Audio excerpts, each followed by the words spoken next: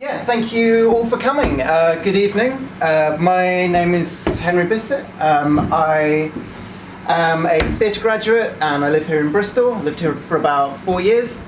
My background with all the anti-vax stuff, as Matt's just said, is I grew up in an anti-vax household. So I wasn't vaccinated by my parents, and then I attended Steiner Waldorf education for about 11 years. Which, as an education system, generally advises parents not to vaccinate their children. I've also experienced a lot of other alternative therapies. Growing up, I was into homeopathy, into crystal healing. I've had reincarnation therapy, which I didn't get time to talk about, unfortunately, but that's a really interesting one if anyone wants to know about it at the end. Yeah, so I was really into this for many, many years growing up, and then I started to question it and to become more skeptical of it. And as I explored more and more, I read up on it and changed my mind, and it ended with me creating a short documentary series when I moved to university at around age 20, where I got all my childhood vaccines that I'd missed as an adult. And this is a screenshot from it, from the day one when I got my first lot done, putting on a brave boy face, hopefully. I don't know how brave I look there. But yeah, so that's been my journey through. And I think a lot of having that it's been a nice to have to send to people as well when you're talking to them on Facebook or Twitter, because I think quite often people can get bombarded with, oh, here's this scientific paper and here's all this research to read, and it tends to turn people off. But if you've got something like this that's, this is me going and doing it, to send to them, often people will engage more because it's a more personal story. So this evening, I would like to talk about a number of things. I would like to talk about when I've been talking to vaccine skeptical people online and in person, and the kind of questions that I get asked.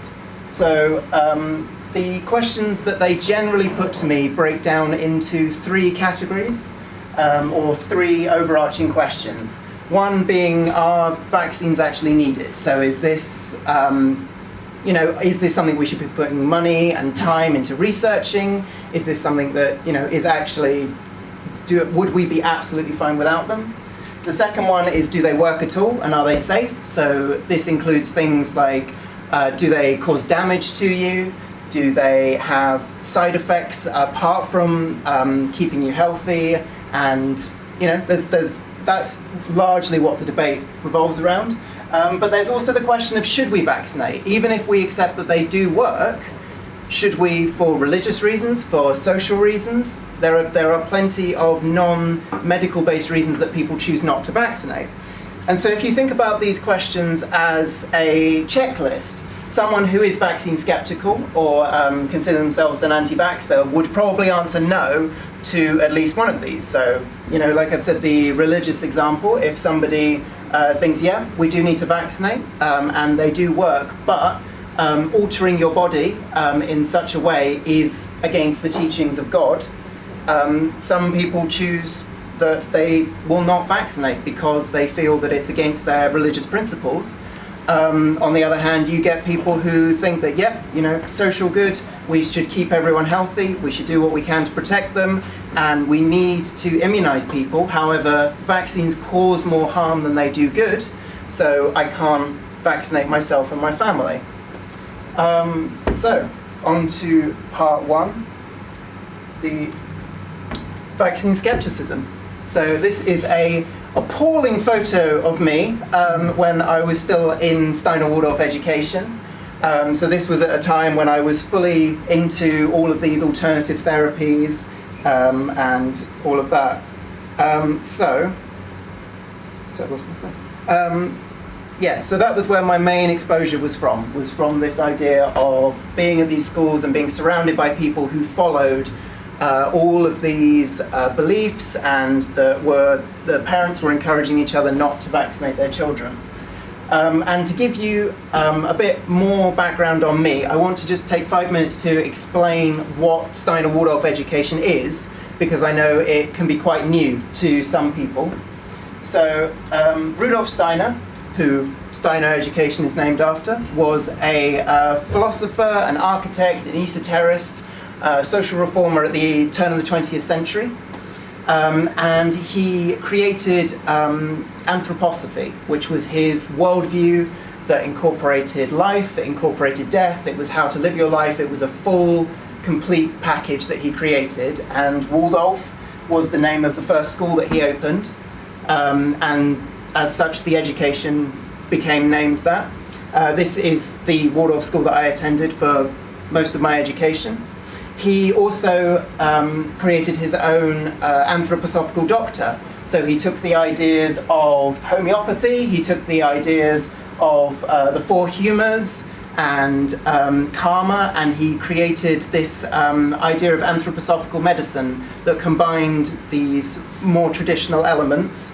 So this is what the Waldorf schools have. Instead of a conventional nurse, they have an anthroposophical doctor. Which is one way you could see them. You could also register up at the GP in Stoke Bishop, because that's an NHS anthroposophical GP. Do with that information what you will. But you can get your vaccines checked and your meridian lines checked at the same time.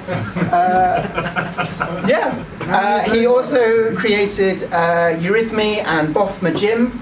That was his spiritual, physical, musical education, kind of all raveled into one. And he also created biodynamic farming, which is, along with homeopathy, probably the two that you're most likely to have heard of, as it's often put out there as the more organic than organic, but is essentially homeopathic farming complete with ritual animal sacrifice.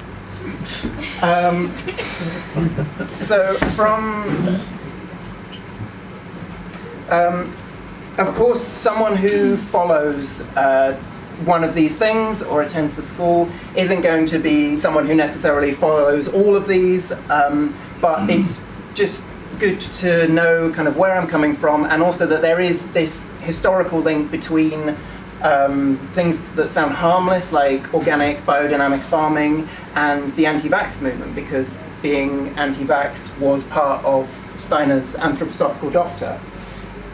So the reason I bring all of this up as well is because we can look at some real-world data of vaccine exemption, which ties it together. And there are, this isn't the only vaccine skeptical group out there. There's the Wakefield conspiracists of the 90s. There's these closed Christian groups that choose to only heal through faith healing. But I will be mostly focusing on Steiner if I focus on a specific group. Otherwise, it will just be general anti-vax points.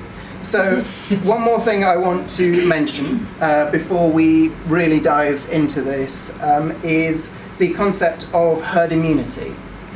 As it's probably something that you've come across even if you've lightly dabbled in vaccine debates, but I want to really reinforce what it is, because it will make the data that I then present a lot more impactful.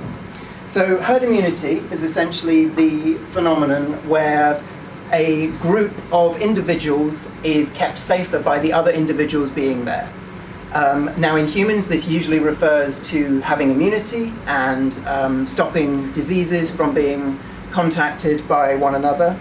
Now immunization doesn't mean getting vaccinated necessarily. There are ways for immunization to occur naturally.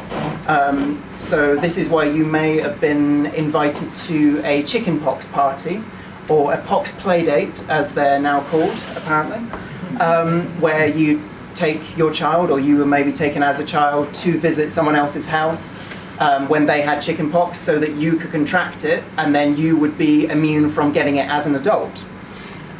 They also do this with dogs, apparently, I found out recently, for people who choose not to vaccinate their dogs. But the issue with doing it this way is that there's a much higher risk of complications because you're dealing with a wild strain of chickenpox as opposed to a strain that people can be tested for to see if they'll have a negative reaction before they're given the chickenpox vaccine. But despite this, the chickenpox vaccine isn't particularly common in this country still. The other downside, of course, is that you allow the disease to mutate every time it's in a host, and when you're getting the disease and passing it on, if it mutates enough with some diseases, then you can get it again because it's mutating so fast. And vaccinating against this stops it from having that chance to mutate. And using this form of herd immunity can be mostly fine for chickenpox, but for more serious diseases, the way that natural herd immunity occurs is that somebody gets the disease and they will either recover from it with potentially life-changing complications. I mean, something like polio will, you can recover, but it's not going to be nice for the rest of your life, or simply just dying off. And, this is how it occurs in wild animal populations, as opposed to getting vaccinated and then not having to deal with these negative side effects. Now, to look at herd immunity data like this, let me come over this side, there are two columns that are of numbers that I'm going to be looking at. So there's this RO number and the HIT, which is the herd immunity threshold. Now, RO is the basic reproduction number, which in English basically means the number of people you're going to give the disease to if you get it. So, for example, if you take something like Ebola, Ebola's got a 1.5 to 2.5 RO, which means if you become infected with Ebola, you will infect probably, 1 to 3 people with Ebola. On the other hand, something like measles has up to 18 RO, which means that if you become infected with measles, you are likely to infect 18 other people around you. Obviously, this depends on how many people you surround yourself with, and it can be higher and lower, but that is the average, which is why measles is one of the most infectious, and when you hear about epidemics in the modern day, it is quite often measles, simply because if someone gets it, if it's introduced and it can spread, it will just go. And from this information, we can then work out the herd immunity threshold. So that is the percentage of people that need to be immunized, that need to be made safe for the disease being introduced. And the less likely it's going to spread, the less careful you need to be. Whereas measles, because it spreads so fast, you need that really high threshold for people. And to represent this visually, if we take a group of unvaccinated but healthy people and we introduce a disease that has an RO of, say, between 1 and 3. So it gets introduced there. Now, this person has the opportunity to infect between 1 and 3 people. So they infect 2 people. Now, each of these people that they've infected has a chance of infecting between 1 and 3 people. So the top one infects 2, and this one infects 1 person. And so now each of those new people has a chance to infect 1 and 3. So then you go through, and you go through, and eventually it spreads through the whole population. Now, of course, this isn't necessarily going to infect absolutely everyone, as some people may have natural immunity to it. Some people, might just get lucky if you've stayed indoors and not interacted with someone while this is happening. It's unlikely you're going to get it. But it will still spread very fast through a population without any kind of immunity, and will do it very efficiently. If we contrast that to a population that has a good level of immunity, so everyone here is healthy, green ones are vaccinated, blue ones are unvaccinated, and we consider, say, this blue corner as a close Christian community that is all unvaccinated, and then the couple of dots down the bottom as people with who are immunocompromised, who are unable to get vaccines, whether they want to or not. And then even if an epidemic breaks out or people become infected in multiple places, it can only spread like between 1 and 3 until it reaches a point where people who are vaccinated or immunized in any kind of way will be able to fight off this disease without becoming sick or before they're able to spread it. And using everything that I've talked about, or the herd immunity threshold and all this data, we can look at a real-world example of vaccine exemption, for example, in Texas. Now, I've chosen Texas for a number of reasons. First of all, this study has a good sample size. It's got 384,000 kindergartners, and covers the majority of kindergartens in Texas. There's a couple that weren't included, but it is a large portion of them. It's up to date, so it's the data for 17-18. Now, in Texas, you are required by law to have 10 vaccinations before you can attend kindergarten. So the numbers should be kept down as people are required to, rather than just if they feel like it. And the only way you can become exempt is either through medical or religious exemptions.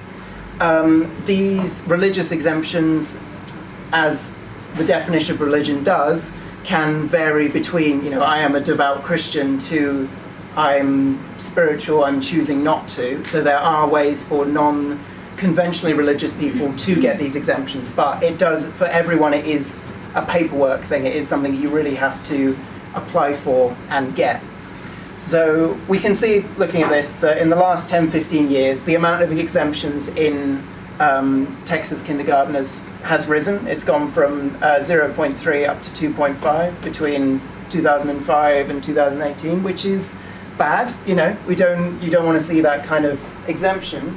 But if we compare it to the diseases that people are being vaccinated against, that 2.15% still puts the average kindergartner at 97-98% herd immunity.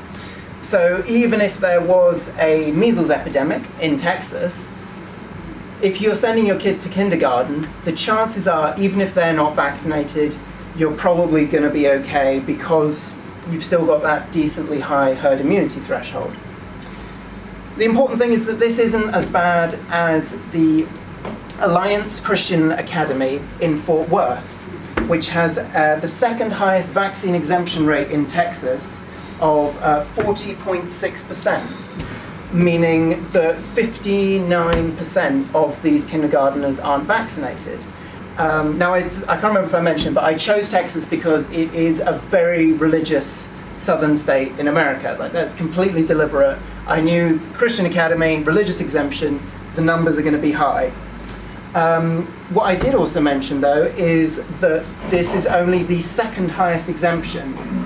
The highest exemption in the religious southern state of Texas that beats out the Christian Academy for vaccine exemption is the Aydin Waldorf School, which is where my entire first part of my talk comes together, which has a 52.9 exemption rate, meaning that less than half of the kindergartners just at that school are vaccinated.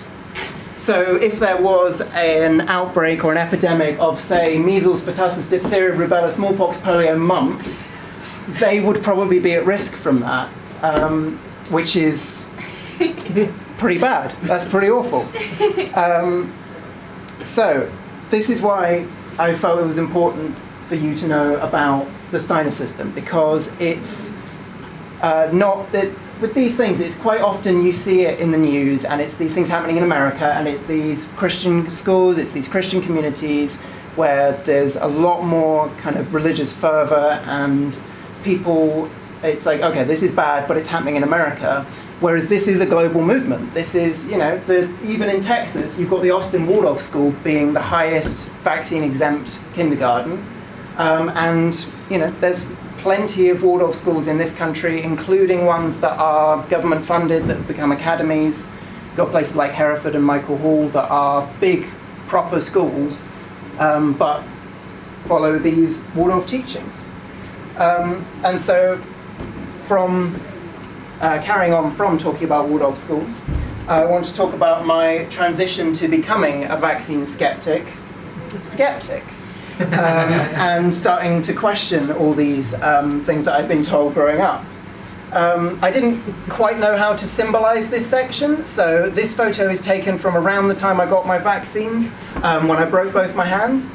Aside from the timing, it's not particularly relevant, but I do want to stress that this wasn't a vaccine injury before we start any conspiracy theories. Okay?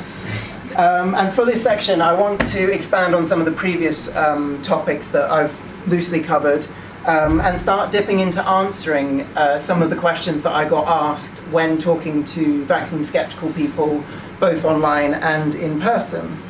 The problem that I found with a lot of the videos, especially online, talking about the anti-vax movement, is quite often people will pick an example that is real and serious, but kind of a one-off as a way of holding up and being like, oh, look how bad this is. And I felt that doing that tonight would probably be quite unproductive. So I put out a post on Facebook, and I asked anybody who I know from either side of the argument if they'd like to have me address anything tonight, and if they'd like any particular points from either side of the argument to be brought up. And no one responded. So, fortunately, I have plenty of vaccine skeptical friends and acquaintances, and through a lot of very polite and interesting Facebook discussions over the last couple of months, I came up with a very long list that would keep us going well past closing time, on what their problems were with vaccines and why they chose not to vaccinate both themselves and their children. The other resource that was really useful to me was a video that I scripted a couple of years ago as a response to an ex-teacher of mine who had put out a long list of reasons as her kind of final statement on why she was against vaccination. And I'm assuming that all these people who are choosing not to vaccinate are going to make these arguments in good faith. And so drawing these questions from these people, I'm hoping I don't misrepresent anyone, and provide you with some questions and some answers that you are likely to come in contact with. So I want to go into a couple of graphs now, because people like to, they're trying to convince you, people like to present data. So the first graph we're going to have a look at is this one that relates the number of vaccines that were given over the years to the level of chronic illness and its prevalence. And it's quite a new one, this graph. It's from a book by Robert F. Kennedy Jr., and I heard about it because it was brought up by the current Democratic candidate, Marianne Williamson, where she, in an interview, provided this graph and said that in 1986, there was a vaccine protection law. There was, and there have been 4 billion in vaccine compensation payments that have been made. There was much less chronic illness. There was something like 12% chronic illness in our children previous to that law. There's 54% now.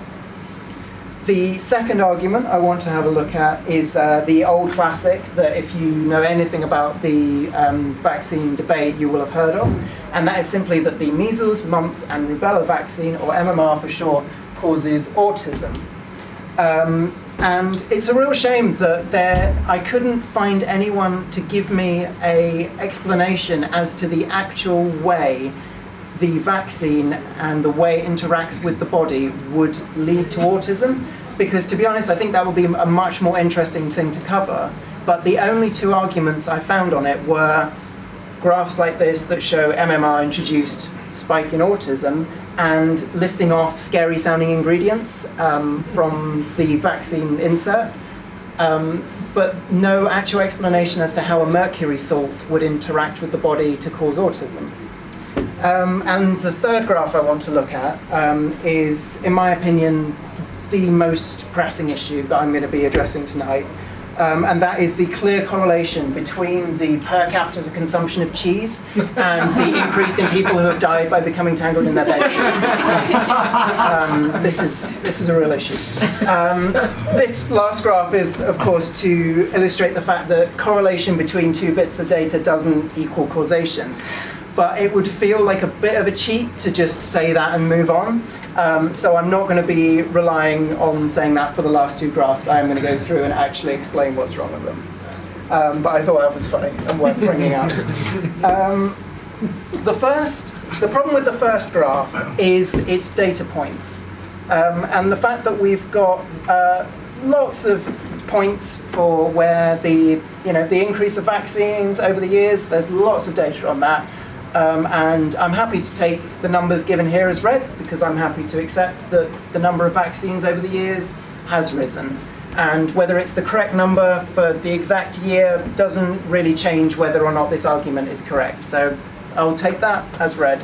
The problem I have is with the blue line, which is a little bit of we've got this number here, and we've got this number here, and we're going to draw a line between the two. And when you do that, you lose any kind of nuance, especially like this goes from 1988 to 2017, and there's no information on whether it went up or down in that time, especially when you take those two data points from two completely different studies, actually measuring the same thing at all.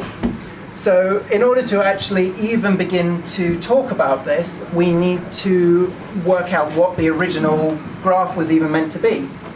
So this, the 12% was taken from a study which used the National Longitudinal Survey of Youth Child Cohort from 1988 until 2006, and looked at 3 groups of children over 6-year periods. That was 1988 to 1994, 1994 to 2000, and 2000 to 2006. And if the idea of this study was to evaluate the change in prevalence of obesity, of asthma, of other physical conditions, and of any behavioural or learning disabilities. And if we put in the data that is in this study, we get the first one is 12% in 1994. For the second group of children, it was found to be 25% in 2000, and then in 2006 it was 26%, which gives a slightly more nuanced and different picture to what has been given just with a straight line. Now, I'm not disputing that there has been an increase in chronic illness, especially when you take obesity as part of that. But I just wanted to show you this as a really good example of why it's so important to be skeptical of any data or anything that someone gives you, because it's taken this long to even work out what the data is supposed to be before we can even talk about why it may be right or wrong. And if you don't do that, then you end up arguing with someone over a point that isn't even relevant, because we could spend 20 minutes talking about the original graph and it wouldn't prove anything either way. Now that the graph is as it should be, and we've read the study that it's based off, we know that the main point of the study was showing an increase in obesity. I think it would be fair to say that there are many well-established factors that actually have nothing to do with vaccines that are related to an increase in obesity over time, which brings us back to the increase in cheese consumption per year, which is probably much more likely to lead to obesity than vaccines. The problem with the second graph as well, the MMR one, is very similar to the first, in that you've got kind of all this information for the exact number of cases of autism across the years, and then it just shows you where the MMR was introduced, without actually explaining any of the other factors that were happening at the same time. So the group Autism Speaks attributes this increase mostly to a change in diagnosis. as well as simply greater awareness of autism, and also an increase in parental age. So before the 20th century, autism was considered either a symptom of mental retardation or of childhood schizophrenia. It was all lumped into one. And then by 1975, which is where these curves start to go up, America introduced IDEA, or the Individuals with Disabilities Education Act, which meant that children with learning difficulties were being monitored, and instead of simply being institutionalized or kicked out of schools, were able to start getting some special help, and it was the foundation for learning support in American schools. And by the 1980s, where this curve starts to go up, the top one is American autism rates, and the bottom one is UK autism rates. The DSM, the Diagnosis Manual, first distinguished autism from childhood schizophrenia around 1980, and in the revised edition even showed a checklist of how to diagnose autism. And by 2000, at the end of this graph, it had expanded the definition of autism to include Asperger's syndrome, and giving us a whole spectrum of autism that probably many people on this room would fall onto the lower end of and then be considered autistic. But of course this could also be a coincidence, because correlation doesn't equal causation, and the MMR vaccine was introduced at the beginning of this curve. But we do also have the date that the UK introduced the MMR vaccine. And if we're going with this person's theory that the change in diagnosis and the increased awareness had marginal effects on this increase in autism, and it was to do with the MMR vaccine, it would be safe to assume that it was introduced in the UK at about the same time to go with this upward trend in autism. So around 1979-ish. It in fact wasn't introduced until 1988, halfway up this curve, when the rates of UK autism had already started to rise. So that would indicate to me that where the MMR vaccine is introduced, whether it's at the beginning of the curve or halfway up the curve, seems to have no effect actually on the rates of autism. And the reason that the rates of the UK are consistently lower, although continuing up at the same trend, is because a lot of these advances, such as the introduction of IDEA, the Diagnosis Manual, are all American advancements that have then come over to this country. This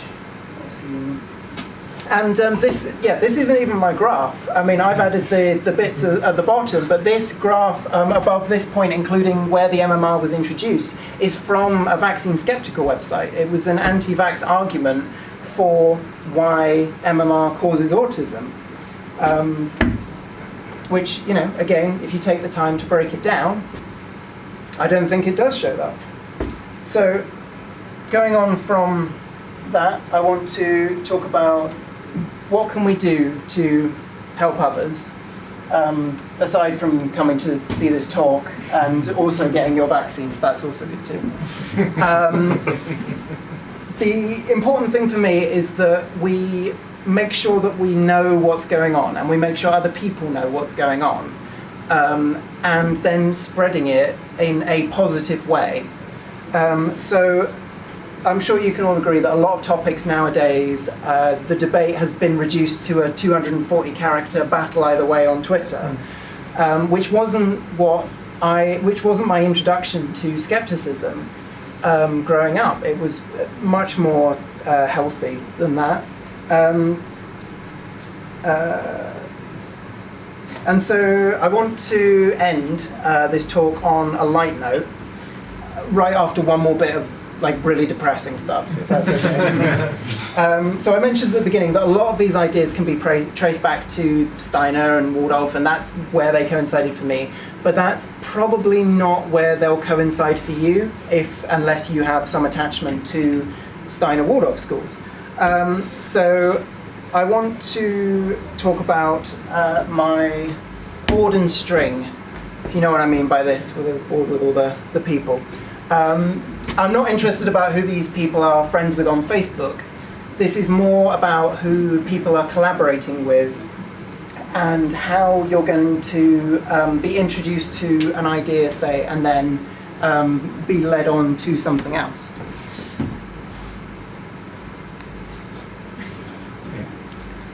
Sorry, dry throat. So, for me, a good person to start off this web with is Sayed G. This gentleman is the founder and main writer for an online blog and newsletter called GreenMed Info, which this website contains two things. First of all, it's a research tool for some people, so it contains a whole database of scientific studies that are hand-picked and curated by Mr. G himself. And the other side of the website contains many, many articles covering, quote, 10,000 plus health topics.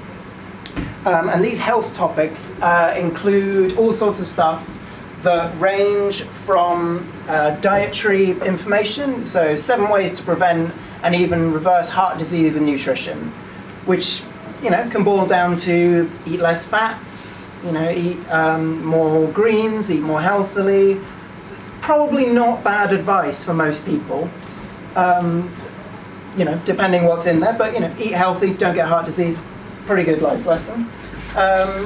It goes through stuff like lime juice and other natural ways to quit smoking, which, you know, I'm not necessarily convinced by, but I can't see the harm in trying it as long as you're eating the lime juice and not injecting it. And then, of course, it goes on to sort of stuff like attacking ourselves. Top doctors reveal vaccines turn our immune system against us, and why an alkali approach can successfully treat cancer. And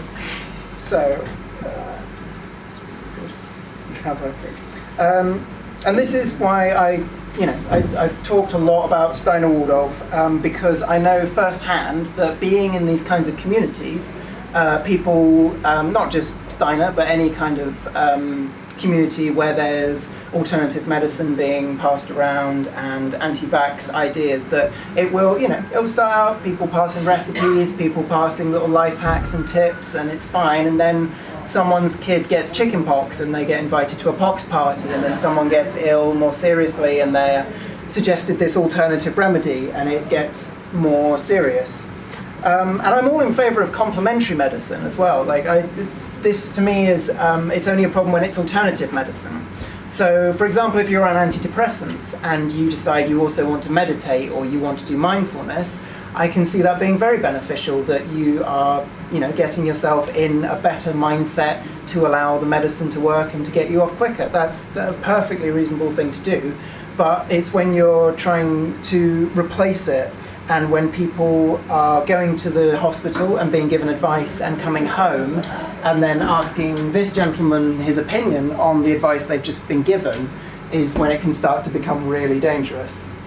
And when I say people like him, I mean non-medically licensed people who are giving people definite medical advice as opposed to just kind of health tips and suggestions in general. And the next person I want to look at is a friend of Mr. G's here, who is Ty Bollinger. And if you can't tell what the writing is behind his head, it says "The Truth About Cancer." And Mr. G is actually even listed as an expert on Ty Bollinger's website. And they've done lots of videos together about a range of health topics, obviously cancer, but a whole multitude of stuff. And The Truth About Cancer is many things. It's a website, it's a YouTube channel, it's a series of documentaries, which of course you can buy. And I've had the pleasure of holding a physical copy of this gentleman's documentary when it was given to a friend of mine when they had cancer as a suggestion to watch. And fortunately, they didn't take the advice, and they are fine. Now, there are plenty of people who do follow this advice, though. And I want to read you a tiny section from his website, just so you get an idea of the sort of stuff that they are putting out. So he's their introduction of him and his wife say, in 1996, we lost Ty's father, not to the cancer which he had been diagnosed, but to the invasive treatment plan which his doctors prescribed. That day set us out on a course that led to the creation of the truth about cancer, and a mission that brings all of the information we wish we had. When it comes to cancer treatment, this information is saving lives. Globally, about 1 in 6 deaths are attributed to cancer, and more than a third of all humans will develop cancer in their lifetime. Unfortunately, the conventional cancer treatments will be more likely to kill you than the cancer itself. And that's the opening to their landing page on cancer treatments. So it's the core premise of what they teach is essentially this idea of don't get cancer treatments because they will kill you, whereas the cancer won't.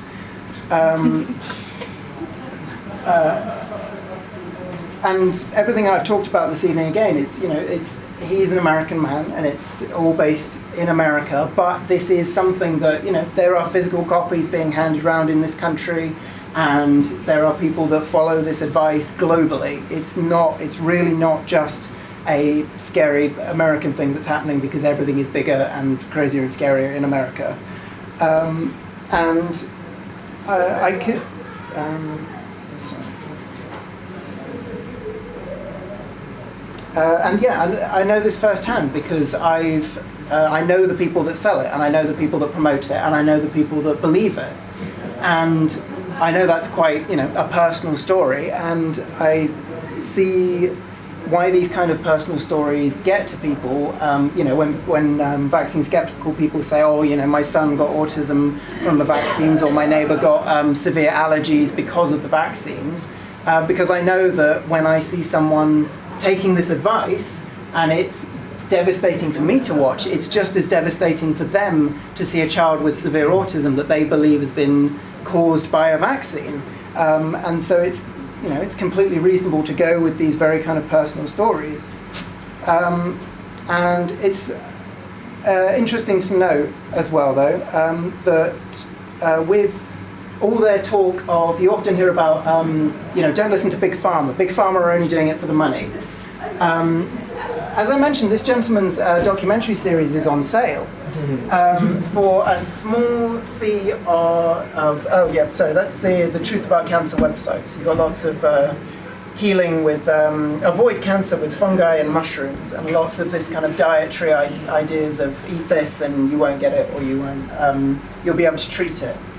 And so, you can buy his series for a small $147 for the 9 episodes. But if you want the 131 uncut interviews that were part of it as well, then that's only a little added cost of $347.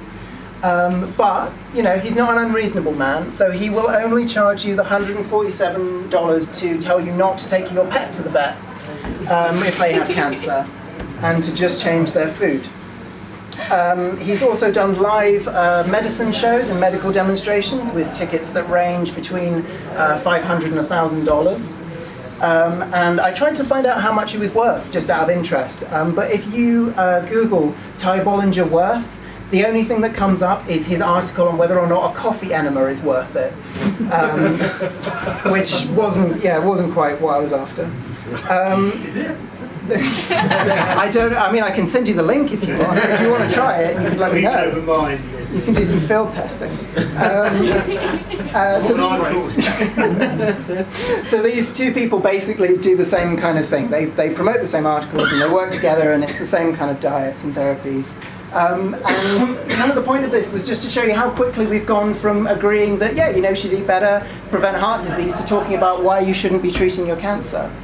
And it does, it can just roll through like that. And it's the perfect strategy, because you start, whether you're converting or deconverting someone, you start with something they agree with, and you have a nice conversation about it, and you just bring the conversation over and over, little by little, until you've convinced someone in one direction or the other.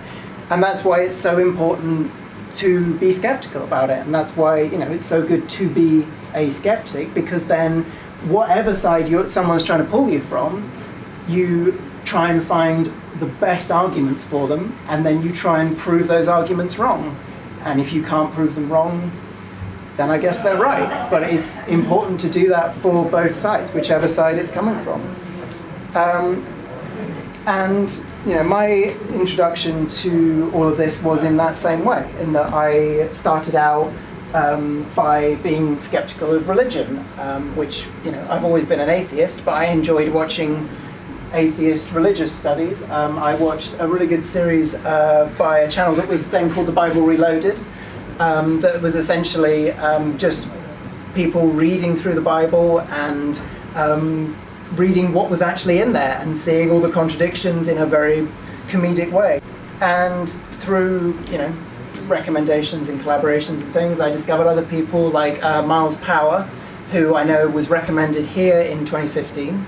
And he is someone who's great, who I always recommend to people who are vaccine skeptical, because he does videos on everything. So he's got a great one on Jeff Holiday before that has a fantastic series on the documentary Vaxxed, which is the kind of anti-vax documentary. If you want to know about the anti-vax community from their perspective, Vaxxed is the documentary that is taken physically around the world and screened, and he has a really interesting breakdown of who all the people are. It's got Andrew Wakefield in it, who started he was connected with the CDC whistleblower, and he started the whole vaccines cause autism movement in the 90s. From him found people like Myles Power, who has videos on the Titanic, did it really sink? And his debunking of, no, actually, yes, it did sink. There's a big ship on the ocean floor that we can see. All the way through to... Pardon? That's what they wanted to think. Yeah. All the way through to vaccines, skeptical stuff, and alternative medicines, and things like MMS, which is the industrial bleach that some parents inject and give their children to drink to try and cure their autism. As you do. On that note, I'd just like to wrap up and say that you probably noticed a leaflet on your chair, or perhaps sat on it when you came in, and that's essentially kind of like a mini version of what I've gone through tonight. So it's got a lot of some government references, some YouTube people, like, it's from Myles Power, Jeff Holiday. If you've got any interest in the anti-vax movement and want to know more about it, I would definitely recommend watching his videos on Vaxxed. I would also like to draw your attention to one of the links on there, which is to the Open Waldorf website, which, if you've got any interest in any of the Steiner stuff that I said at the beginning and want to know more, it's a really good, very neutrally written website about that. It's got a great section on Waldorf and immunization, so it's got a lot of stuff about their policies on vaccines, and if you're interested in things like that. I'd also like to say thank you to the Bristol Skeptics group for both having me here as a speaker and welcoming me here as a volunteer and helping them out.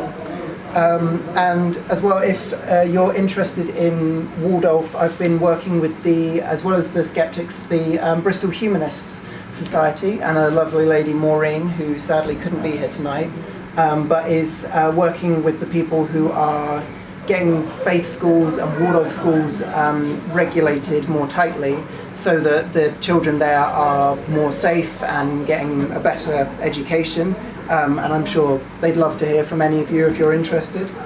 As Matt said at the beginning, we've got some fantastic talks coming up, and if you've come here specifically to see me or specifically to hear about this, then I definitely encourage you to come back and see some of the upcoming talks, because the ones we've had in the past have been fantastic and the upcoming ones sound really interesting.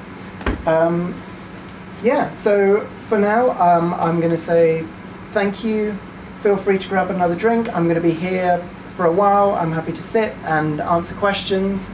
Put some money in the cup on the way out. Really appreciate it. Thank you.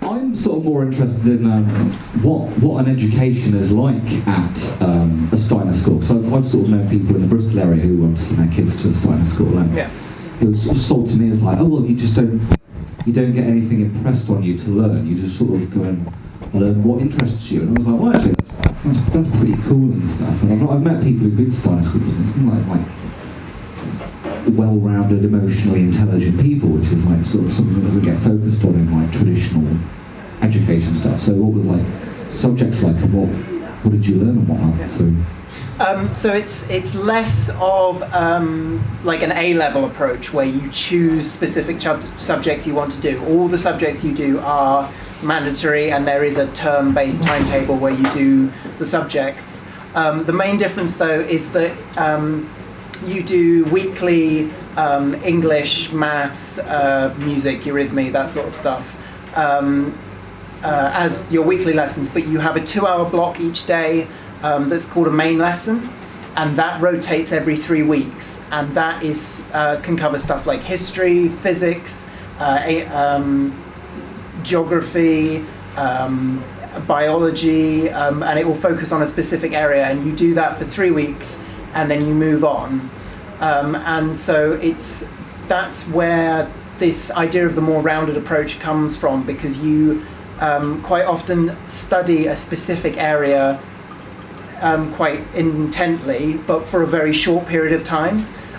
So, for instance, you do ancient Indian history much more deeply than someone at a mainstream school would do, because you spend all that time on it. But if you were to leave at 16 like I did, I've never studied World War I or World War II, because you don't do the breadth. You kind of do tiny bits in depth. And in terms of the emotional support and the not pushing children, it's definitely true. It's a lot more relaxed. There was one main lesson that I didn't feel like doing the work, and so I didn't, and there's no repercussions, there's no anything from it, because you don't get any kind of qualification at the end. So even at 16, if you decide to, I say you don't get any qualification at the end. It depends where you go. If you go to a Steiner school, you don't. If you go to a Steiner academy, which is funded by the government, they are required by law to at least do some exams. And there's a balance between the two. So you'll still do the whole Steiner curriculum and all the Steiner lessons, but you won't you won't leave with nothing. So for the one that I went to, just after I left, by the age of 18, when you leave, you'd leave with an English and a maths GCSE, because it wasn't an academy, but people felt that you're probably going to need at least those two to function in normal society and get a job. And so I did my maths, I've got a maths, English and physics GCSE because I did them at the local school. I went and did them as an external candidate, so I could go on and do A-levels. But yeah, so for the pressure, there's no exams, there's nothing to work towards. And this worked great for some children, particularly those who are very self-motivated and very creative, can get on and do it. But people who are more science and more sports focused as well, because there's very little competition, really struggle and tend to leave earlier on, because you do physics and you'll study light and you'll know a lot about light for 3 weeks, and then you don't touch physics again for another year. And then when you go and do A-levels and they're like, oh, here's all this stuff, now remember it. And it's like, oh, okay, I'm not used to remembering stuff more than kind of one day to the next, which made me really struggle with A-levels. So the difference in pressure is very prevalent if you go from one education system to the other. So it can be a positive thing. I know people that have done all the way from being 5 years old through to 18 and loved Steiner. And it can be great for some people, but it has a lot of disadvantages depending on the kind of person you are. And there's also all of this kind of subculture around it as well, which a lot of those, I think most of those people who are happy with it are now very kind of anti-vax, into the whole alternative medicine thing as well. So they are happy with both the culture and the education system. I hope that answers your question. So did you have like a lot of catching up when you did A-levels? I went to one of these talks a couple of months ago where there was a chap who grew up in like a very enclosed Jewish sect, and he ended up going to having to do all his A-levels over again, and he like absolutely struggled for like about 3 or 4 years. It's like never done maths or English or anything. Yeah, I took paid maths lessons at the end of my time at Steiner to try and catch up. We never finished the whole GCSE syllabus, but by the time I took it, I managed to get a passing grade enough in all of them to get to the A-levels. And the school, the comprehensive that I went to, had received a lot of people from the Steiner school because we're kind of the only one in the area. We had a reasonably good connection with a couple of Steiner schools where people had left before we even had an upper school, when it was just that's what everyone did. And so they were very understanding, very accommodating. They also took portfolios as part of it. So instead of just presenting, here's my 11 plus, or my GCSEs, let me into A-levels, I took along examples of work as well as for the subjects I wanted to get in. So they were very aware of it and very understanding from the start, and gave me, fortunately it was really lovely, and the teachers were very happy to do extracurricular lessons to help me catch up. And it was mostly essay writing and very formal stuff like that's you don't get taught at all. You kind of you write, but you don't do any kind of formal structure until the kind of 17, 18-year-olds in Steiner. Thank you. So it sounds, Henry, like there's a big division between the academies and the private Steiner schools in terms of, because of what the academies are obligated to teach. Yeah, I mean they get on. There's a good relationship. I was just talking to my friend a minute ago about in year 5 at Steiner schools, you do what's called the Steiner Olympics. And this is the Greek Olympics. You go to Michael Hall, which is the biggest Waldorf school in this country, which is an academy. It's, they do all the exams as well, and all the Steiner schools from around the country come there, and they compete in sports, and they do running and high jump and long jump and everything, and it's, all the schools get on. There's not really any kind of hard feelings, certainly not on the kind of local parents level or even most of the teachers. I don't know how it is in terms of the boards, because there's the other important thing that you might not know about Steiner schools is there's no head teachers. It's all done by committee, and you have a board of teachers and parents that basically run the schools. So I don't know about on the very high levels, but generally on day to day there's not any kind of rivalry between, oh no, we are a real Steiner school and you're a fake government Steiner school.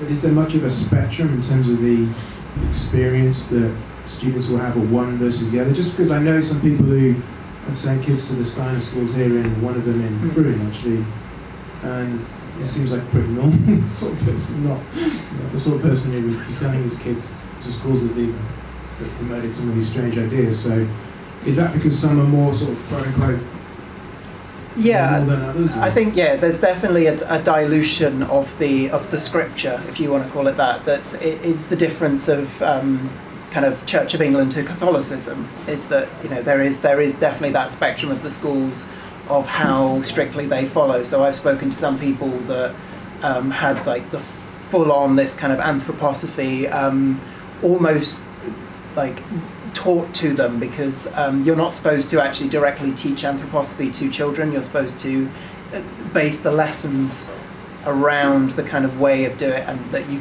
never get any answers. Like growing up, I was always asking, like, oh, why are we doing this? And it's, we'll tell you. And you don't find out. And there are some that these teachers are very much kind of, we are anthroposophists, we will, do this. And some others are just kind of teachers, like my maths teacher was just a maths teacher who was employed to come in to teach maths at the school. He was, so it's, it depends what level of how the teachers are, and whether they are very committed to Steiner or whether they are committed to teaching and they do it in the Steiner way. They're trained, they just train as Steiner teachers because they prefer doing that. Okay, let's start the question there. Sorry, we'll go back to the audience. Who's next? Hi, thanks Henry. Thanks. It's very interesting. I have loads of questions, so I probably will grab you afterwards. That's okay. My email's on the flyer as well. I'd love to hear from anyone if you've got any more questions afterwards. I think what your talk has highlighted for me, as a parent, as somebody who has worked in public health and is very interested in public health and education. My children happen to spend a day today, just by coincidence, at the Steiner School in Redland. Oh, wow. As a one-off. They do go to a mainstream primary school. But one of the things that that your talk has highlighted, and I think also because of what's happening in politics at the moment, is that why are people so tribal? So we have this sort of anti-vax, pro-vax, mainstream, alternative, left and right, and I find that really problematic. I don't know how anyone else feels about this, but when it comes to the health of my health of my family, I like to do my research. When I was little, I was vaccinated, and I was given, I think, sleeping pills, and in the form of liquid. The things that I was given as a child were legitimate, legal, all the rest of it, and things change. Medicine changes with the acquirement of knowledge and experience, in the same way that education does as well, or you hope that it does. The state of our education is kind of questionable at the moment. The only alternative are these kind of way out. My kids are not going to go to the Steiner School. And I think it's the same with health. I was vaccinated. When I had children, I had my babies at home. I was told I was a lunatic for having my babies at home, even though it is safer to have children at home now because of hospital bugs. Yeah, I understand what you're coming from. My first experience of vaccines was the vitamin K vaccine that is offered to a baby within the first hour of them being born, it's that's only true if there are no complications. Otherwise, you're much better. If there are no, yes, and I chose to have a baby at home because I was near a hospital. The likelihood of, it's not as simple as that as well. It's also about how midwives are trained. There's a lot of, this is the thing, when you talk about nuances in things, I think we have to be really careful. You said about antidepressants, for example. You said people are prescribed antidepressants and they could do a complementary thing alongside it. But actually, antidepressants, if you actually look in, they are not proven to work in the long term. For example. If I can go back to your kind of original question about tribalism, because I definitely see that there is that polarization at the moment, and I think the problem is that people often equate there being a problem with a system, be that a political system or a medical system or an educational system, to the system being a problem. And it's very easy to point at the pharmaceutical industry and say, Johnson & Johnson, there was the link between the talcum powder and the woman that got cancer, therefore anything that Johnson & Johnson produces is cancerous and toxic, and it's big pharma. Whereas you're right, it is much more nuanced than that, and you have to, it's a lot of time and it's a lot of energy to go through all of these different things and see, is this thing safe, and is this thing, and it's always the balance between this being told, just accepting everything and knowing everything, but then putting all your time into knowing everything and not being able to do anything else with your life, and finding the healthy balance between the two, whether that's, comes to medical or vaccines or, what education system, and you just have to weigh up which choices are more important than others. And when you say you've done your research, I'm assuming, you're talking about where you're going to send your children and how you're going to give birth to your children and how you're going to raise it, these big important choices in life. And it's just finding ways to get people to agree that these are the choices that are worth looking into from both sides and not simply just going along with. Yes. I hope that that's where you're coming from, yeah? No, it's where I'm coming from. I could go on, but maybe someone else wants to ask. Thanks very much. Good question. In case I can't.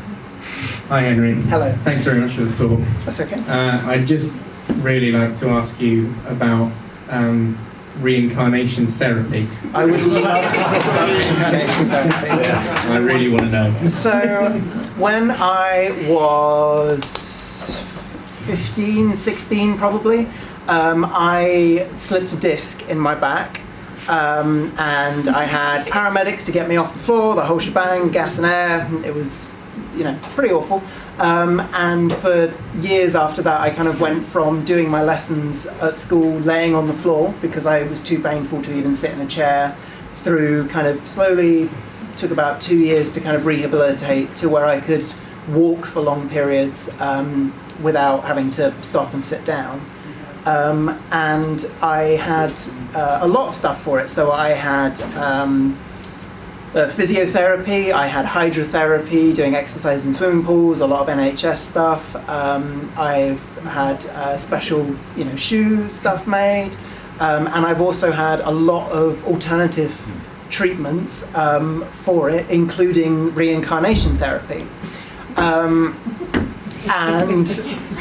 it's as interesting as it sounds.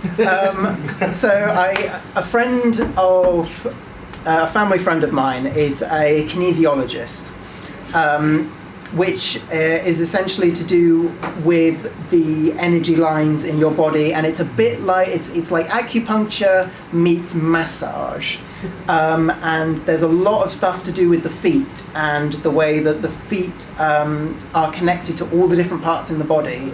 And that you can diagnose illnesses by touching the feet in different ways, and then doing a lot of physical manipulation. It's not just kind of wavy hands, it's very kind of tug-you, chiropractor-y kind of stuff, which did help. The physical manipulation did help. But one of the things she did for it was reincarnation therapy.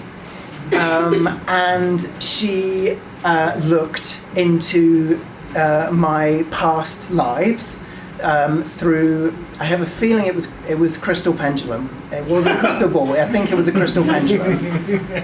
And she looked into my past lives, and she went back to, I think it was 2 incarnations was where the problem started. I imagine you do this on like a talk show, saying it's two incarnations ago, it's when all my problems started. And I was a one-legged Russian peasant boy, which is where my YouTube channel name comes from. Is I'm one-legged Russian peasant boy, because 2 incarnations ago, that's what I was. And so I've had all these problems down my right-hand side, and it's because I was missing my left leg. And when I was this peasant boy, and so all the pressure was on this right side, which threw me squiff, and this squiff has been transferred through my carnations as I've come back. And so, but I've had it fixed now. So because I've had the reincarnation therapy, which was, so now when I die and I come back, I will not have a dodgy squiff right side. And I've only had to deal with it for 3 incarnations.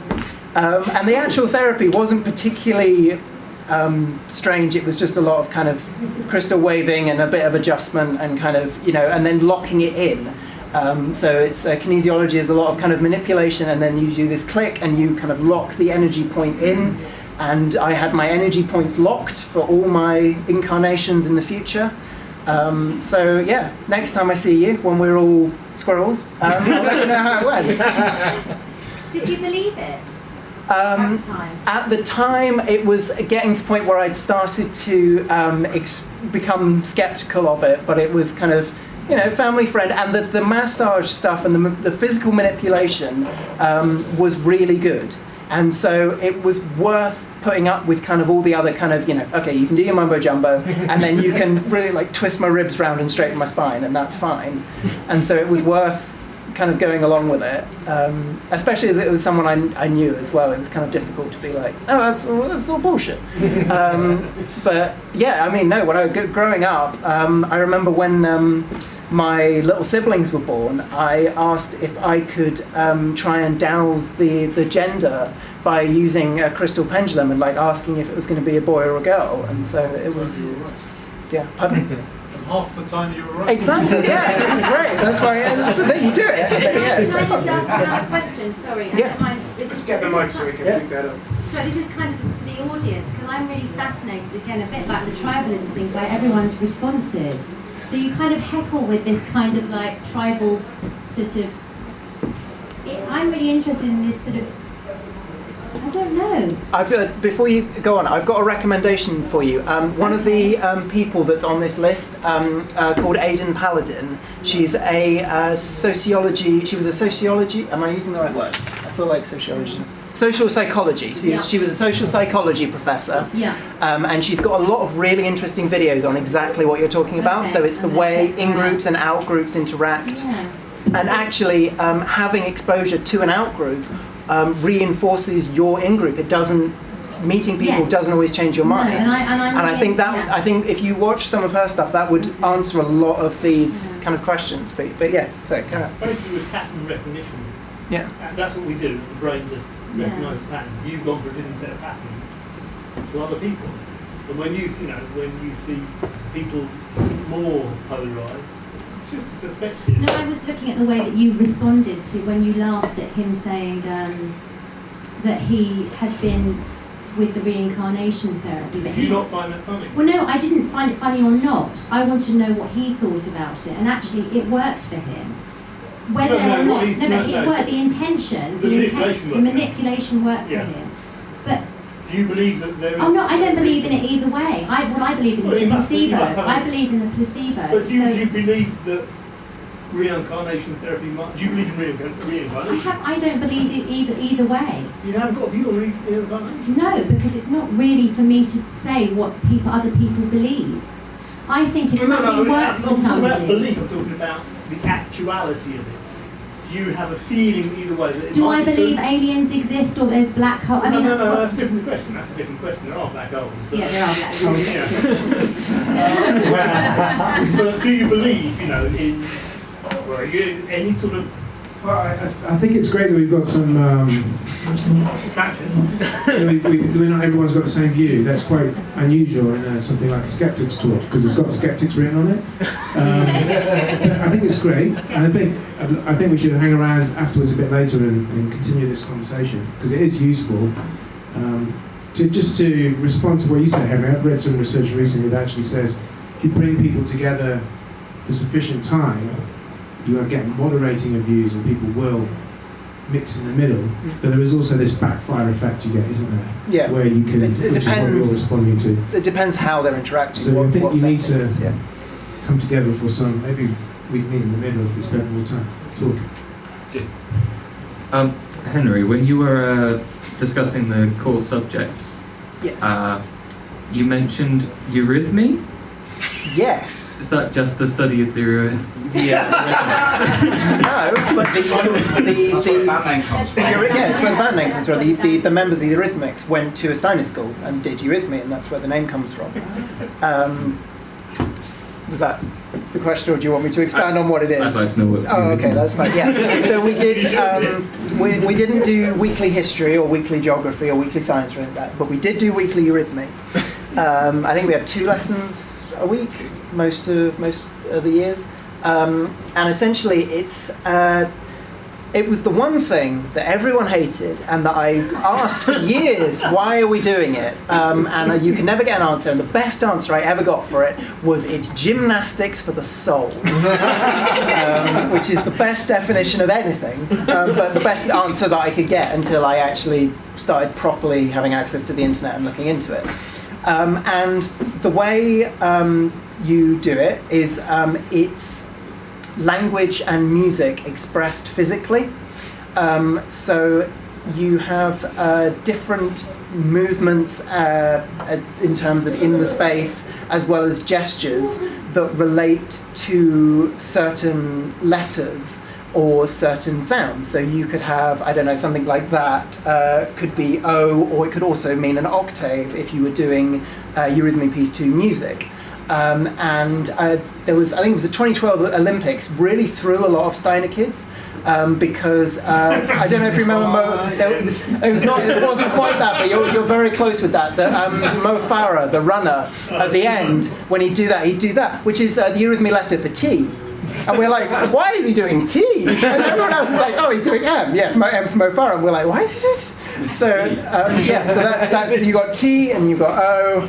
You can spell 2. There you go. You've learned something. And yeah, so it's essentially a piece in the same way a dance piece, ballet piece. Ballet tells a narrative through dance. Eurythmy tells. You can do a poem, and you do the kind of the main sounds of each word, or you do the sounds in a piece of music. You'd move in the chords, and then you'd be moving in the space in different patterns, and it's a bit like dance, but not. It's like pretentious middle class dance. And it was and the thing is, like, that's fine, and I have no problem for the younger classes. But by the time you're 16, and all your friends from outside school are doing their GCSEs, and they're doing biology, chemistry, physics, and you're there going T, B, and it's like, okay, I could probably be using this like 80 minutes a week to something more productive. Like, I didn't finish doing my maths. I didn't have time to finish doing my maths GCSE studies at Steiner, but I had time to do Eurythmy twice a week up until I was 16 when I left. Which is my main problem of it. Not that there's anything particularly harmful about it. It hasn't got some kind of insidious roots to it. It's just a bit of a waste of time for anyone who doesn't want to go on and become a eurythmy teacher. If you want to do eurythmy outside school, it's fine. I have no problem with it. Just maybe not compulsory every single week for 16-year-olds who are about to start their A-levels. It's good to see that people still hate PE no matter what. Hi, Henry. Hey. Thank you for your talk, and congratulations on your journey as well. You probably covered it in your video, but for those of us who haven't seen it, I was interested in what triggered your change in thinking, because it sounds like you were still in Steiner school when you started to become a skeptic of it. Yes. Really, the mixture of, because my parents separated when I was very little, and my dad is very conventional, and he's very, his kids go to normal school, vaccinated, it's all fine, whereas my mum didn't vaccinate me or my sister, and we both went to Steiner schools. And do you think that's at the core of why? I think it may have been a stressful point for them, yeah. But sorry, what was your question? The parents split, and maybe that was the parents split, and that was the trigger for it. And so constantly having that influence there of me coming out and being like, oh, it's fine, I'm staying with you for the weekend, but I've got to remember to take my homeopathic medicine, and him being like, no, we've got Calpol, it's fine. And kind of, I wasn't ever in that position that I was in a closed community, and that I was only ever hearing one side. And it took years. I I don't know, probably about 14 when I started to question it. So it took a long time to get through, but once I started having access to the internet and being able to look this stuff up and being like, so what actually is eurythmy? Why am I doing it? And going, oh, gymnastics for the soul, okay. That was then, and then finding all the like the Bible Reloaded and the Bible Study, and just being like, oh, that's funny, you know, it's not anything controversial that I don't agree with, you know, it's fine, I'm just watching this is funny. And then finding other people through them. And once I'd started to be kind of question it and be like, hang on, these people that I enjoy watching are making fun of this thing, maybe I should actually go and look into it, and started looking at it, you know, looking at the against arguments, but still from this kind of vaccine skeptical side, and then gradually moving over until I was watching people and reading, kind of getting to the age where I could understand at least the abstract of a scientific paper and the data from it, and yeah, just kind of went from there of having access to the internet and having my dad kind of saying this to me all the years, and it kind of eventually clicking. Great, thank you. That's okay. Oh, actually, sorry, one more thing on as well that that did probably contribute was I got really fed up with the Steiner system because I was really into science, and I always wanted to do chemistry, and I've done about 6 hours, well not 6 hours, but I've done like, you know, 2 main lessons in chemistry in my life, so that's like 60 hours or something. And I always wanted to do it, and I never got the opportunity to because I had to pick one science because I was doing it extracurricularly, so I did physics.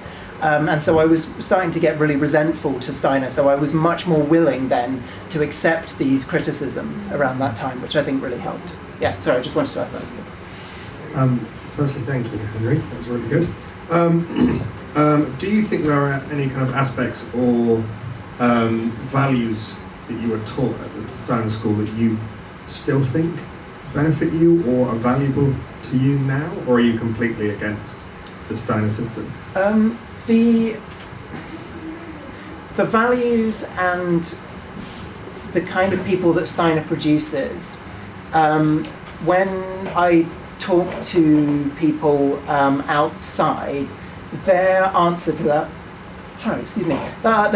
question is always that people who've been to a Steiner school are much more likely to look you in the eye when they talk to you and be more confident and kind of engage with you on a kind of pupil-teacher basis, and have a lot more kind of an adult confidence to them. And it's very hard to say, because I've met so many people who didn't go to Steiner schools, who are very confident people. I don't know if that's because I hang around with a lot of drama students, who are kind of the normal people's Steiner kids in a way. But that's the major thing that someone completely removed on the outside would say the benefit is that you get a lot more self-confidence. And I mean, the only kind of study that I can really do from my personal perspective is to look at my 2 siblings, because I've got one, they're 2 months apart from 2 different sets of parents, obviously. Because that's not how twins works. And so, you know, one of them is being raised as I was raised, and the other one is being raised in the normal school system. I've got my sister and my brother, so obviously girls and boys maturing at different rates. There's lots of factors that are going to factor into this. But my sister, who goes to the Steiner School, is much more able, and from much earlier on, able to hold a proper adult conversation and to interact with adults better. And this is, I would attribute that, if it's a benefit of the school system, I would say it's probably to do with the fact that you have a much smaller class size. So the maximum is like 25, 30. And when I say class size, that's year group. That's people of that age that go to the school, in my school at least. I think Michael Hall probably has much bigger, but the one that I went to was the 3rd biggest in the country. And we still only had maximum, like 25 people in the class was a big, like, people for that school year. So you have a much closer relationship with your peers and your teacher, and you have that, and also you address your teachers on a first name basis throughout, which I don't know, I quite like the idea of the Mr. and Sir, because it's that kind of position of authority and it teaches you about respect, but then also if you address them on a first name basis, you understand more about mutual respect for different, so I think there's an argument that can be made from both sides. But I think that would be the definite benefit that I've noticed and that has been said repeatedly to me from people who are completely removed, because it's harder for me to judge being kind of growing up in that. Does that Thank you. answer? Yeah, perfect.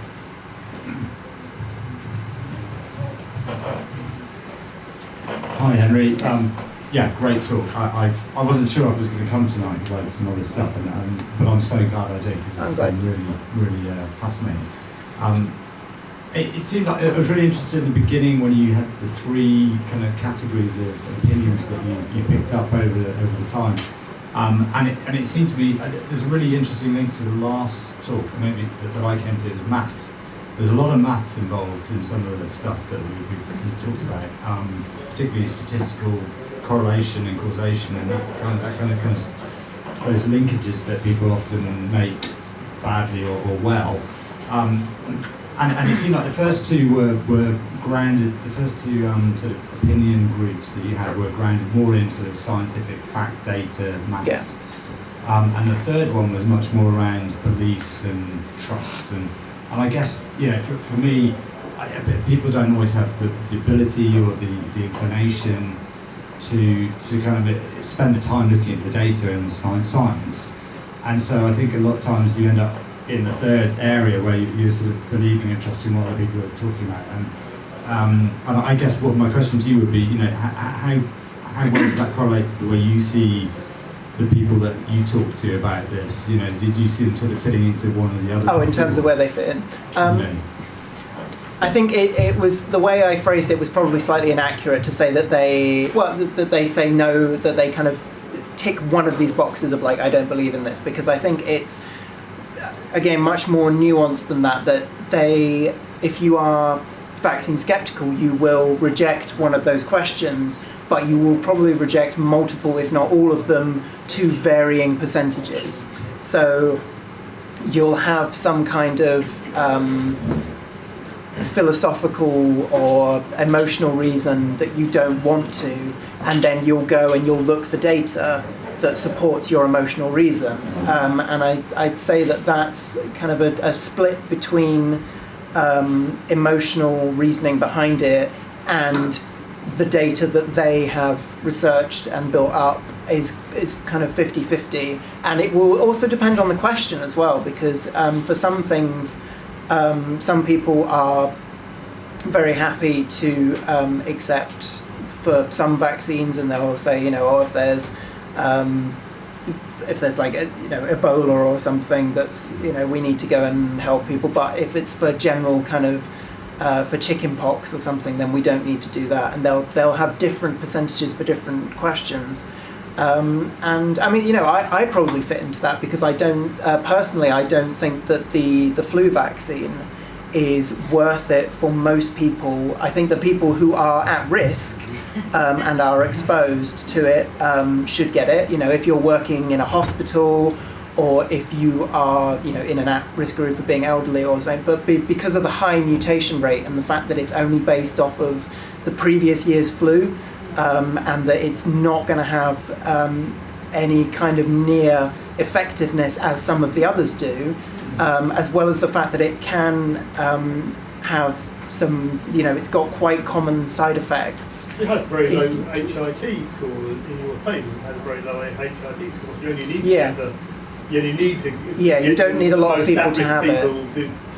To exactly, but it doesn't spread particularly fast, but the problem is that it mutates so fast that even though not many people will necessarily get it, those people can then get it again the next year and the next year, and so it's this thing of like constantly having to do with it and constantly keeping up. So I think until we get to a point that we can actually predict what the next year's flu is going to be and then vaccinate against it, it kind of seems like you're chasing something that's getting further and like isn't catching up to you.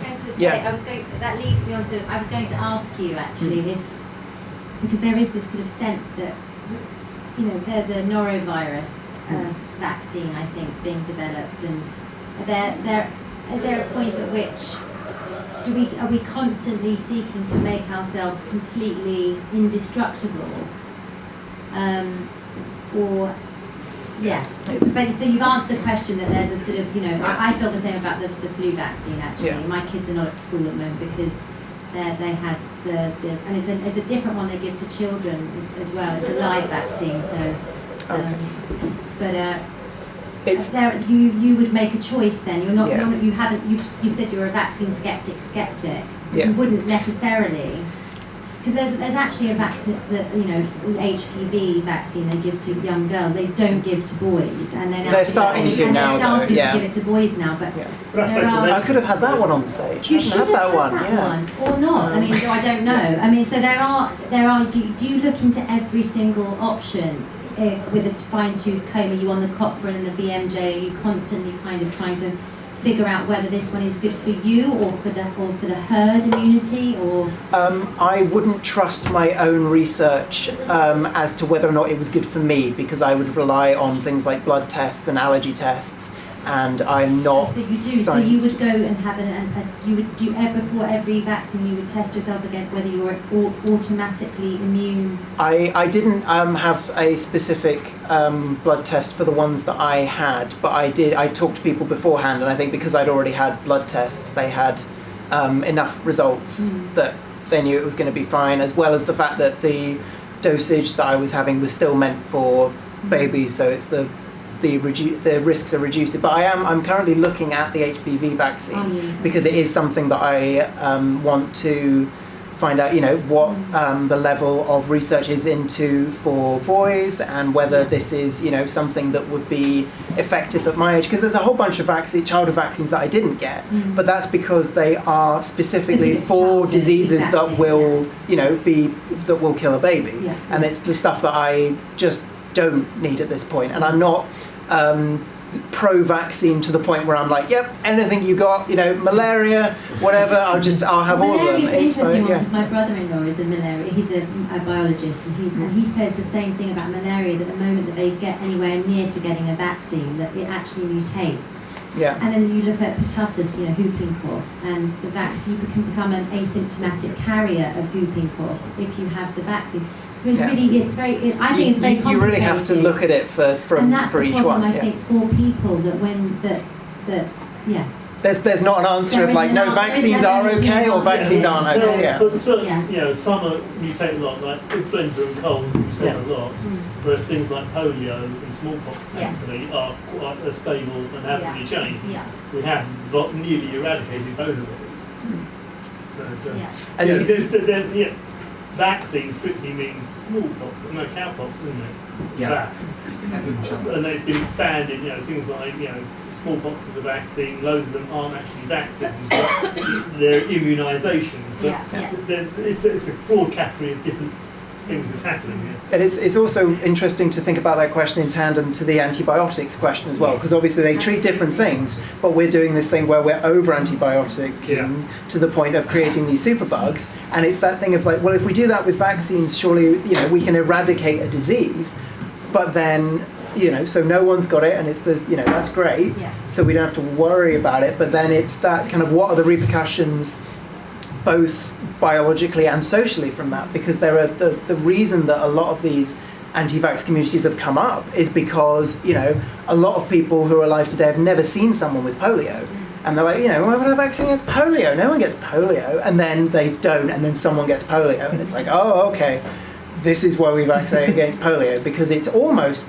eradicated, but it's still floating around in some places. There's been an outbreak of tuberculosis recently in Derbyshire, I'm from as well.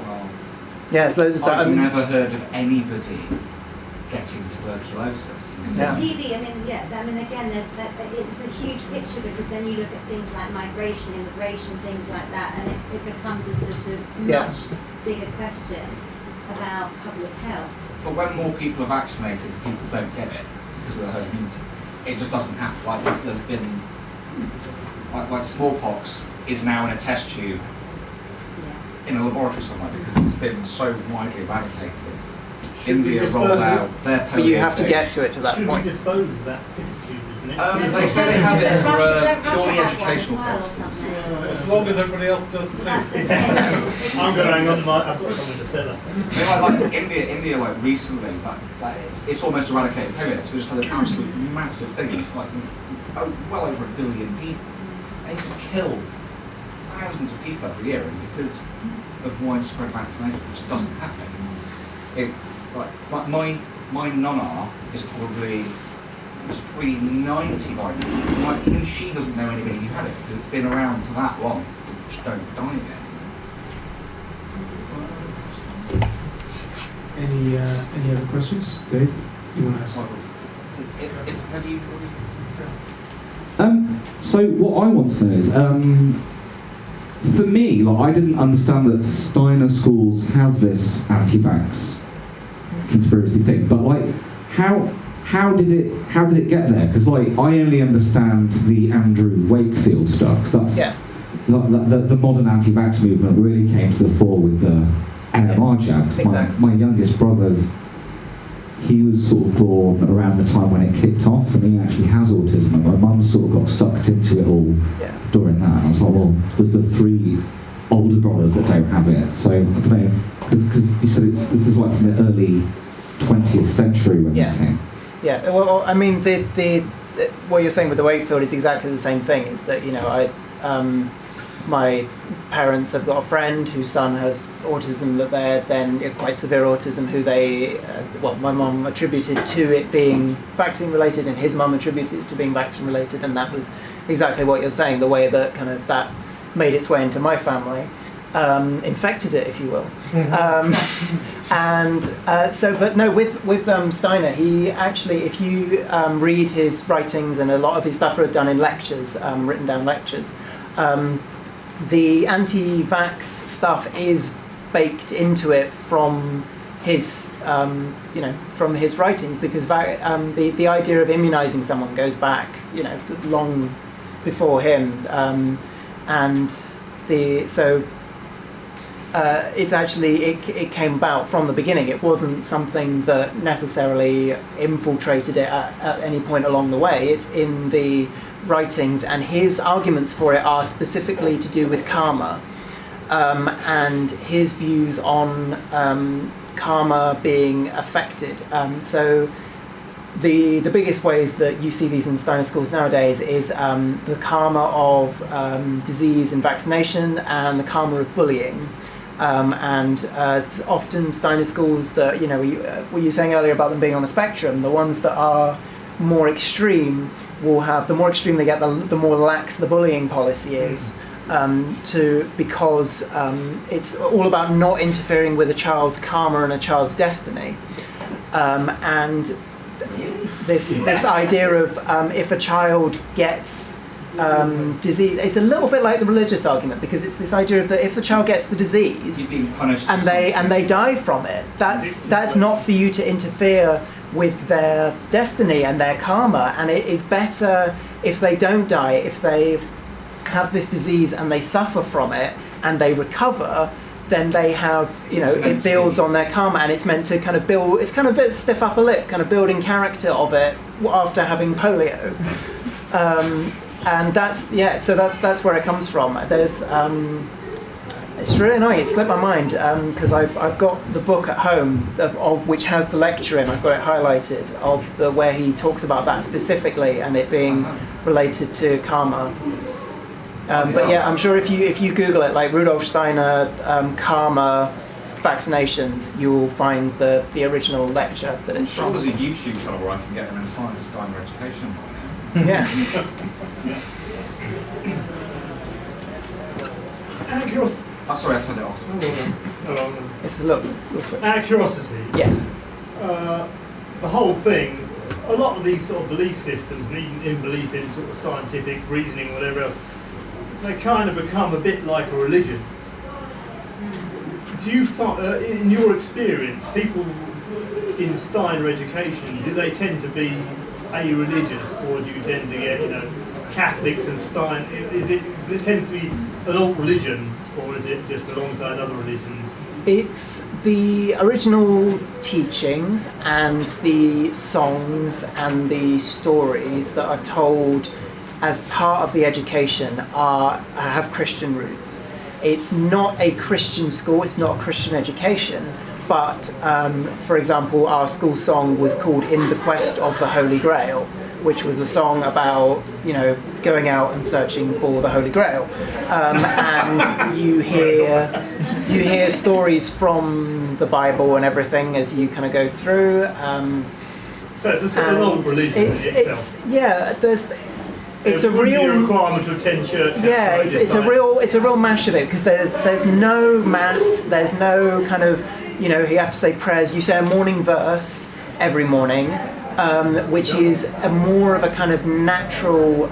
It's about giving thanks and saying good morning to the sun and being. I get the idea is most likely just to get people in a mindset of like, okay, we're stopping talking now. We're ready to learn, and that's kind of putting it there. And it's about kind of giving thanks to here is the day, rather than exactly. It's very much rooted in nature and in land workers actually, as land work as well. So you're very grateful to the people, aren't you, who have provided. It's not But it's not. There's no kind of they're a non-believer, they believe in the other religion, because you do.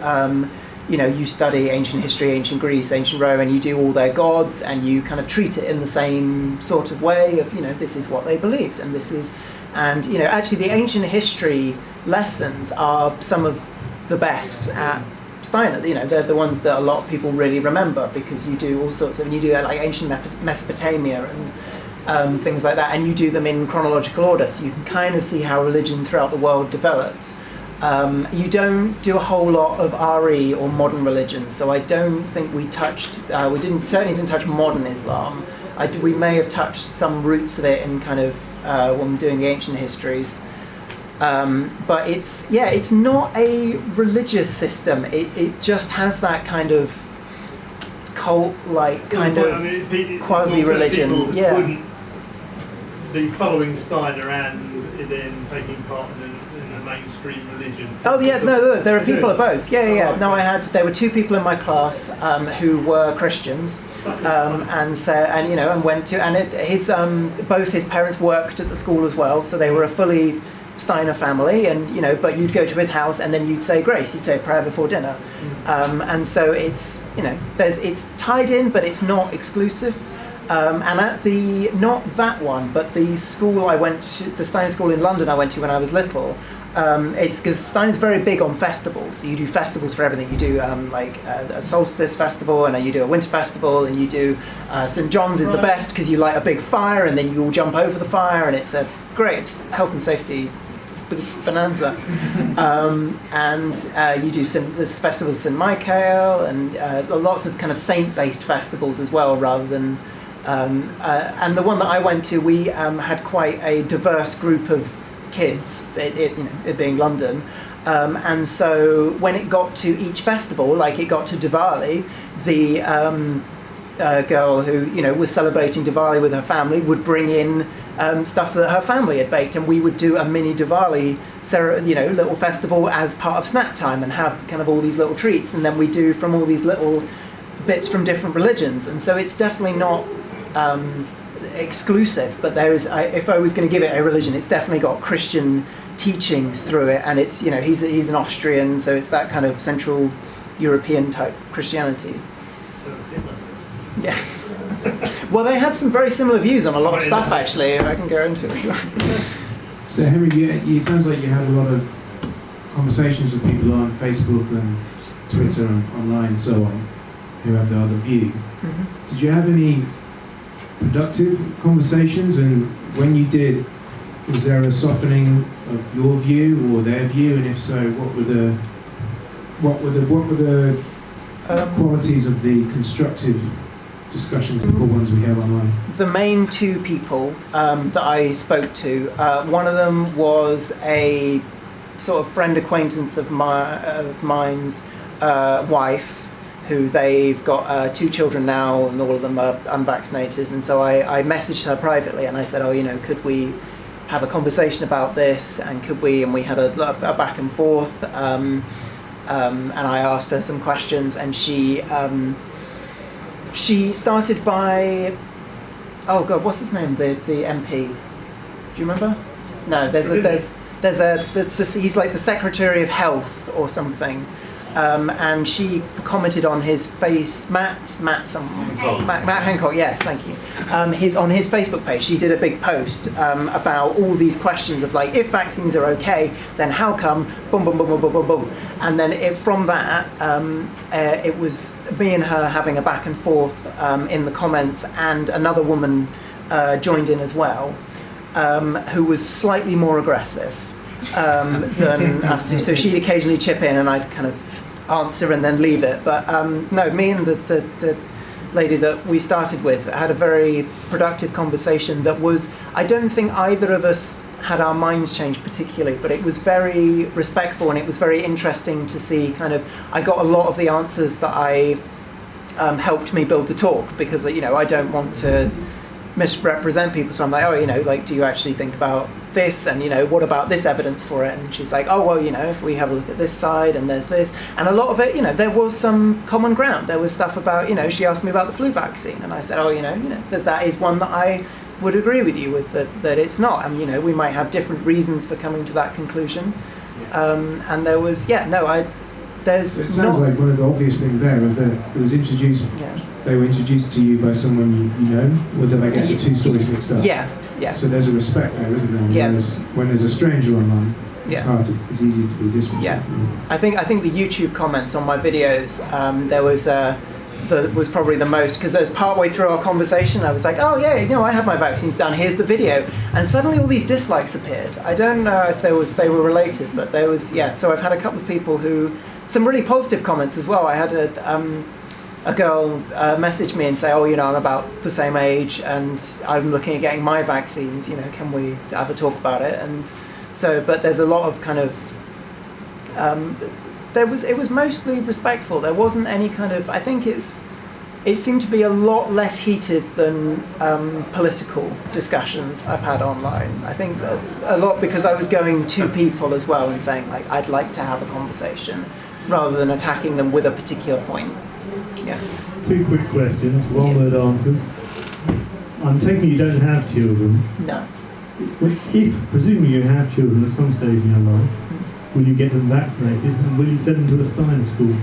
Yes, I would get them vaccinated. No, I would not send them to a Steiner school. You're welcome. We'd say that to them. Any more? Any other takers?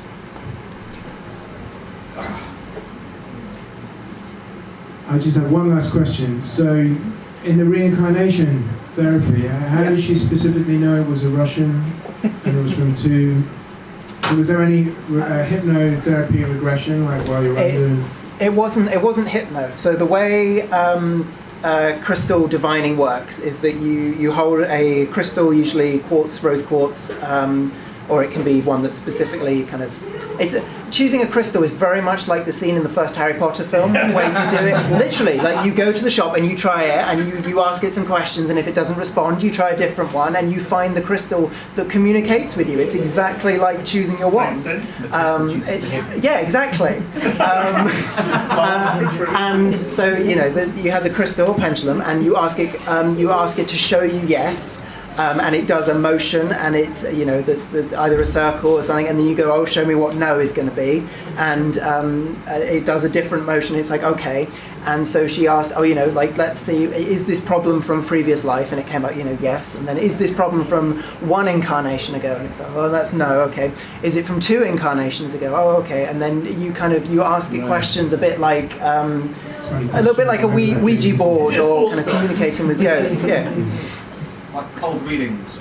Yeah, and obviously the way that it actually works is that you're doing minute motions with your hand, and then when you see it move a tiny bit, you're like, oh, okay, that's an answer, and then you'll subconsciously move it, and it's same way a Ouija board works. But that was how she did it, was through divining and asking all these questions of how How long ago was it? Was it a physical injury? I don't remember where the Russian bit come from. I don't remember her going through a list of countries and being like, was it an Albanian peasant boy? No. Was it an Algerian peasant boy? Was it? No. Because I don't know why that would be relevant. I think that might have just come to her in the channeling. Do you know anything about the incarnation between the Russian peasant boy and you? No, and I yeah, no, I know I had back and leg problems for that incarnation because obviously it carried through. Yeah. But other than that, because it wasn't the root cause of the problem, and it wasn't a specific previous lives divining, she didn't go into it. What I've always really wanted to do though, and haven't got round to doing, is going to someone and saying, tell me about my previous lives. And see if they go, 2 lives ago you were a one-legged Russian peasant. Because if they do, I think I might convert to being a believer. It's someone completely different. Got to go for past life regression and test that. Yeah. So, no, I didn't find anything. And she didn't tell me about the future either, so I can't even prepare.